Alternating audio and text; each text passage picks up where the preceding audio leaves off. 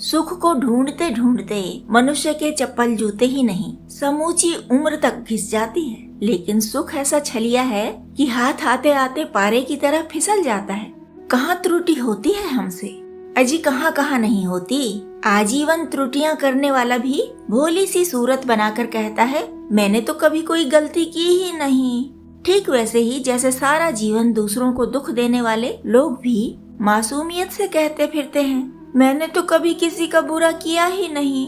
प्रश्न तो उठेगा ही, यदि इतने बड़े बड़े झूठ कोई बोले तो सामने वाले चुप क्यों रहते हैं, विरोध क्यों नहीं करते।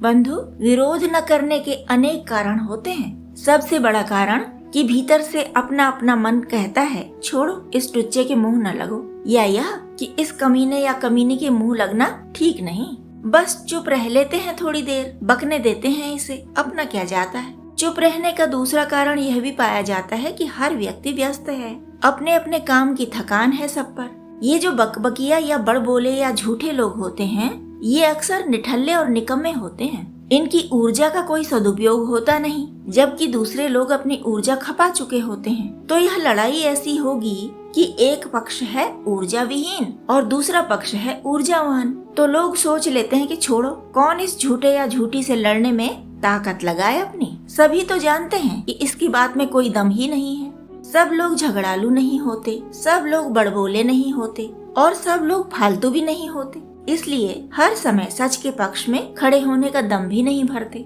इस तरह त्रुटियों से भरा जीवन जीने वाला शान से चौड़ा होकर चौतरफा घूमता फिरता है। सबके लिए दुखदाई व्यक्ति भी घर घर घुसपैठ कर लेता है। इनकी नीति होती है चित भी मेरी पट भी मेरी, अंटा मेरे बाप का। इनके कुछ तकिया कलाम भी होते हैं, जैसे कि मैं तो सबसे प्रेम करता या करती हूँ, पर लोग जाने क्यों मुझसे दुश्मनी रखते हैं। मैंने क्या बिगाड़ा तुम्हारा जो मुझसे बच के निकल जाते हो। मैं तो तुम्हारे घर रोज आता या आती हूँ, पर तुम हो कि मुझे पूछते भी नहीं।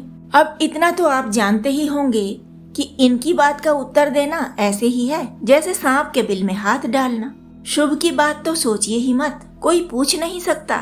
यह पल पल जो विष तुम्हारे मुंह से निकलता रहता है, इसे ही प्रेम कहते हैं क्या। कोई कह नहीं सकता कि तुम्हारी सूरत देखते ही तो हमारा मूड बिगड़ने लगता है। तुम्हारा आभा मंडल ही ऐसा है कि उसके संपर्क में आते ही सब कुछ बिगड़ने लगता है। क्या क्या बिगड़ा यह बताने भी लगेंगे तो क्या तुम मानोगे।